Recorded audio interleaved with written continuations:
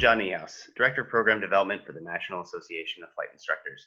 I'd like to welcome you to this edition to the NAFI 10 Question Challenge.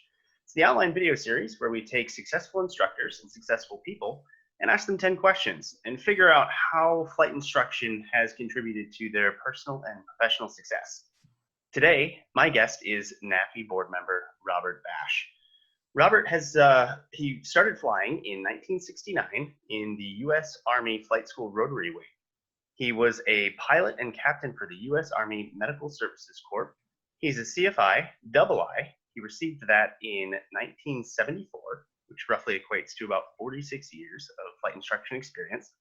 He's got over 6,000 hours, and about half of that is dual given. He has a master's in healthcare administration from Duke and over 18 years as a hospital CEO and administrator. Robert, welcome. Thank you. Good to be glad you had a chance to join us today, and we'll just go straight into the questions. So was flight instruction part of your original career plan, or was it something you never anticipated doing? I never anticipated. In fact, I'm the exception to the rule. Most pilots have dreamed of being a pilot. I never had any desire to be a pilot. And I was trying to I was drafted out of graduate school and trying to get a direct commission. And they said, well, you don't have your master's, so you can't do that. You don't stand a chance unless you qualify for flight. So I qualified for flight. Long story short, I got a direct commission with orders to officer basic and flight school. So then once you went to flight school, did you think you were going to become an instructor after that? Well, not really. I did love flying and got my fixed wing and commercial instrument. And actually, I didn't decide to get my instructors until 74 when I finished graduate school. And it was a decision based on currency, and I decided I couldn't afford to stay current on my own money, and the other option was to be a flight instructor and stay current on somebody else's money. so I did, and I've loved it. I enjoyed it. Enjoyed teaching flying, and it's always been a hobby and a sideline. I haven't been a full-time instructor any time, but it's been very rewarding. So you got bit by the bug, and it just it Right. sucked you back in then. Exactly. So reflecting on your instructor skill with your first student, how well do you think you did? Well, okay, I think I did okay, but you remember I was already 31 years old, and I had a master's degree and over 1,100 hours in Army flight school, and a year 800 hours in Vietnam behind me. So I felt very confident and at ease. And also I had taught in college, I taught water safety instructor. So it wasn't my first teaching experience. So I was with a real good FBO in Charlotte, North Carolina, Southeastern Aeromotive. And I don't remember thinking back, well, I really did that right or wrong, or really messed up, but my students did well. Was it sort of a bonus question here? Was it difficult to transition from the military style to civilian? No, I probably never transitioned to military style. Oh. Medical Service Corps are not known for their gung-ho Army status, but I lucked out with an early out. I was only in 3 years, 1 month, and 20 days, and which is, normally you have a 3-year obligation after you finish flight school, which would have been a little over four years. No, it would have been almost exactly 4 years. But and also for some reason, when I was in an advanced flight school in Savannah, Georgia, I decided that I wanted to get my private fixed wing before I left for Vietnam. Mm-hmm. And so on weekends, I would take the train up to Chapel Hill and get my instruction, and I got my fixed wing private pilot there. And that really wasn't allowed in the military flight school. You weren't allowed to take instruction anywhere else, which Really? probably very smart during basic, but this was advanced. When I passed my check ride, the examiner told my flight instructor that had a really good student there. Well, I had 200 hours. I didn't have the normal 40. So anyhow, that was my, and I don't know in retrospect why I set that goal, but I did. And then when I came back, of course, I already had my private, and there was at Fort Bragg, there was a flight school, club, a flying club, thing, and I was able to get my commercial and so forth. So most of us have had an instructor mentor who have kind of helped us see the way. Who was yours, and what was the most meaningful thing they taught you? Well, I really can't say that I had a mentor. I've had so many instructors and got gleaned pearls from many of them along the way, but I never had any long-term mentor relationship. And once again, I was a little older than the average guy going through. And so when I finished up my degree and moved to Charlotte, and I was going to get current, there was a friend who wanted me to take a crew to NASCAR race. So I went out and I said, I want to get current in this Cherokee 6 and instrument current and night current. And I thought that should take about an hour. And the instructor said, well, no, it's going to take 3 or 4 hours. And so that's when I made my decision that, am I going to stay with this, and what have I got to do to stay current? I've either got to do it and stay current and do it well, or get out of it. Mm-hmm. And so then I finished up my flight instructor. And with the GI Bill was just about depleted by that time. And I told the owner of the FBO, I said, look, I don't have enough money to get multi-engine rating. I said, well, that's no problem. We take the Navajo up to Detroit all the time, and I'm an instructor. You can fly with me, and then we'll get you current enough, and then you can just rent the plane for the check ride. Basically, a free multi-engine. Right. Okay. So I said, that's wonderful. Then I moved to Dallas.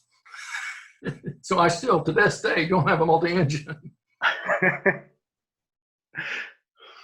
So what was the most valuable non-aviation skill you've learned so far as a flight instructor? Well, I think currency. In the hospital field, you dealt with surgeons, and surgeons have the same physical skill currency challenges, if you will. And I don't think I really understood that as well as I did once that I did flying. I mean, you go 6 months without flying any instruments, and then go up and fly instruments, and you say, hey, it doesn't feel like the same. Mm-hmm. I'm rusty here. And so you see that with the doctors, that's why when you need surgery, you need to go to somebody that does that type of surgery on a routine basis. Mm-hmm. But that's probably the best. And the other thing is that there's always a percentage of the doctors on any medical staff that are pilots. And being a CFII, I earned respect from them that I wouldn't get as just a hospital administrator. So what do you enjoy most about flight instruction? Well, I think it is seeing the students progress, as they learn. I think observing and sharing and learning process. And I learn a lot from the students. Mm-hmm. It's often been said, and I think very true, that if you want to learn something, teach it. Yeah, it's funny. I think I'm probably one of the few people that actually kind of enjoys, in a way, a student plateau, because I take that as a challenge personally and say, all right, well, what do I have to do differently to get you through this thing? And when they finally get over that hump, it's just one of the coolest things to me. So I appreciate And what you said. I think the learning curve goes like this, and then you solo and it goes up again.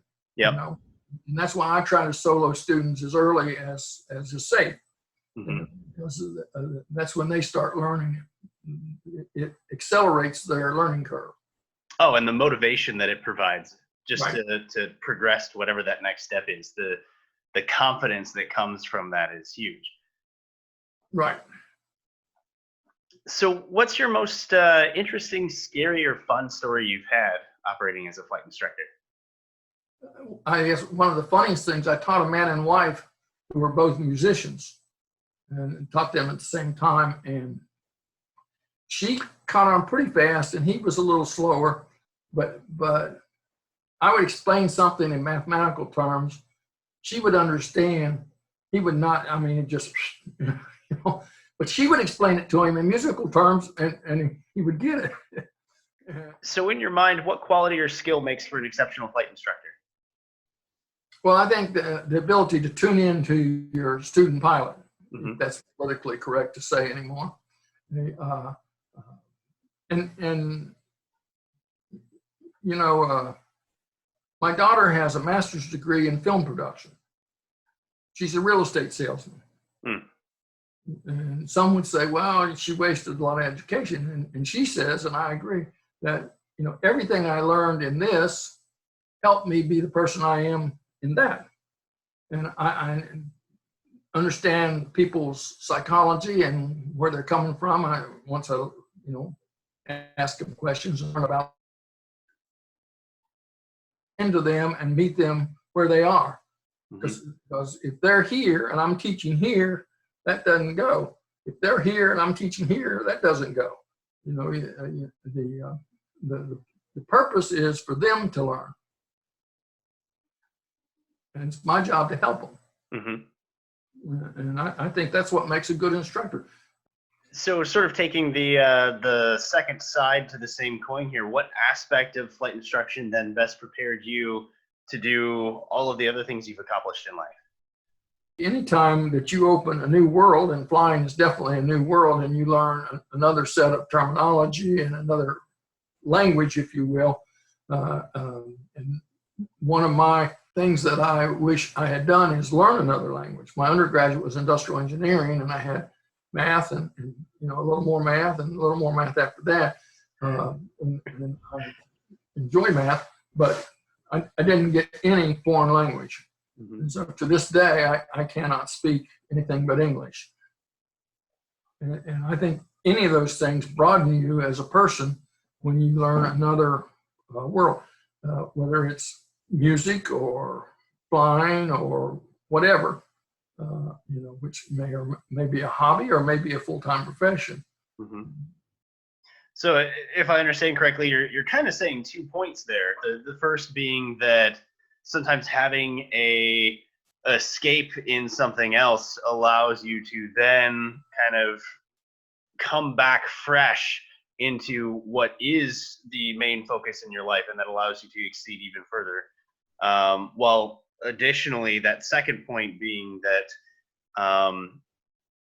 just taking a different perspective from something else gives you a different angle on what you're also primarily doing. That's very well said. Yeah, I mean, that makes a lot of sense to me. You know, I've heard so many of the great minds of the previous day where they used to do things while they were working on a problem to try to free their mind up so that the solution to that problem would just kind of unconsciously arrive. And flying's a great thing for that. So how did you, I guess this question doesn't so much apply, but maybe we can find a different angle to it.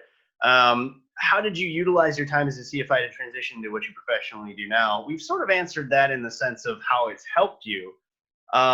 Is there any other correlation between the two things that, or your two different lives that have positively? I think, you know, flight instruction for me was a hobby and a relief, and it's something I enjoyed away from my main profession. What if we flip it around? Is there anything from being a CEO and a hospital administrator that has then helped you as a CFI? Well, I would say, I mean, you're dealing with people, and people are, we tend to think everybody's like we are and treat them like we are, but everybody's different and for very good reasons. Mm-hmm.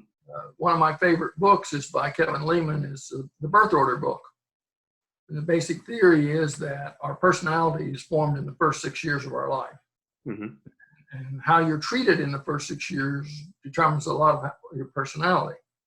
And his point is what birth order you're in has a lot to do with how you're treated those first 6 years. If you're the oldest, you get treated different than the youngest. Mm-hmm. And the middle child, if there's a middle child, and in fact, I took my department managers through that to help them, because they're managing people, and the better you understand each individual, the better manager you are. You can align your goals and their goals closer, and then you're more successful. So I think, I carried that over to flight instruction. And when I got a hard charging only child, I knew where they're coming from. When I got a comedian youngest child, I knew where they were coming from, and it was easier to relate. Mm-hmm.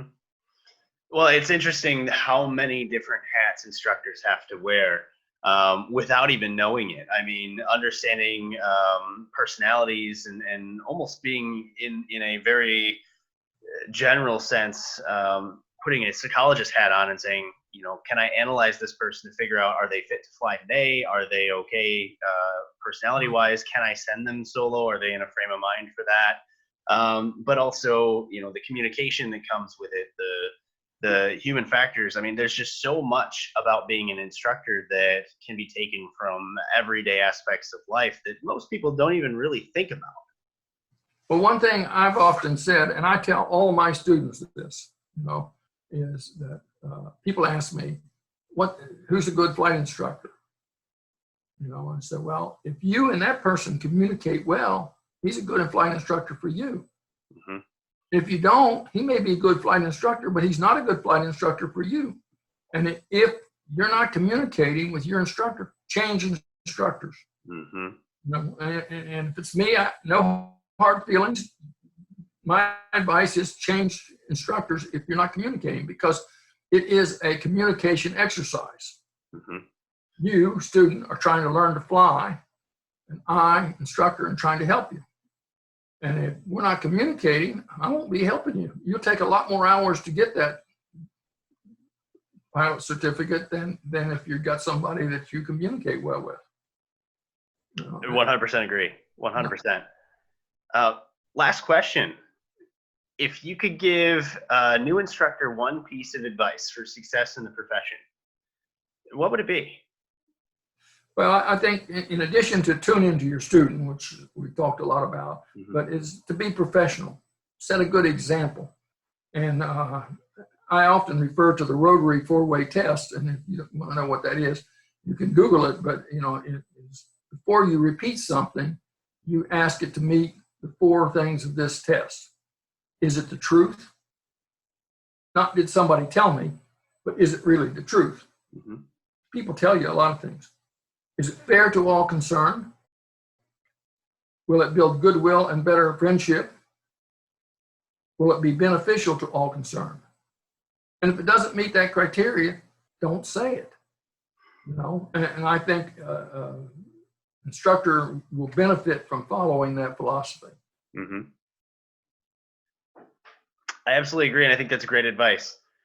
Now, Robert, I appreciate you joining us today. I usually give a quick opportunity. Do you have any final thoughts that you want to say to our viewers?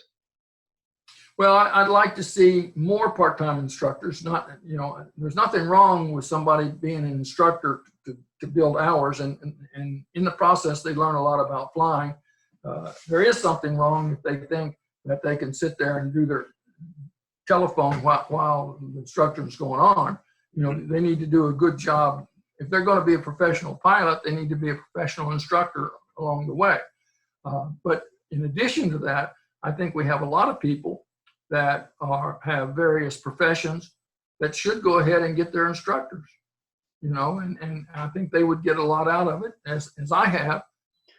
Well, and sort of the final bow on this package, I mean, when you talk about being a part-time instructor and how that is a positive aspect, it really kind of comes down to the main point that NAFI's been trying to make for many, many years.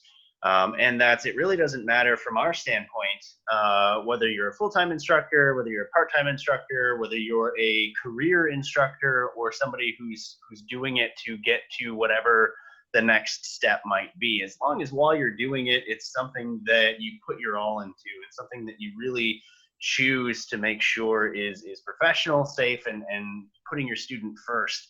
The rest of that stuff doesn't matter. That is the singular focus, that the student is getting something safe and the quality product that will allow them to achieve whatever it is that their goals are moving forward. Right. So to me, it all makes perfect sense. Well, thank you. Robert, I appreciate you coming today. Thank you so much. You're very welcome. Thank you. Enjoy it.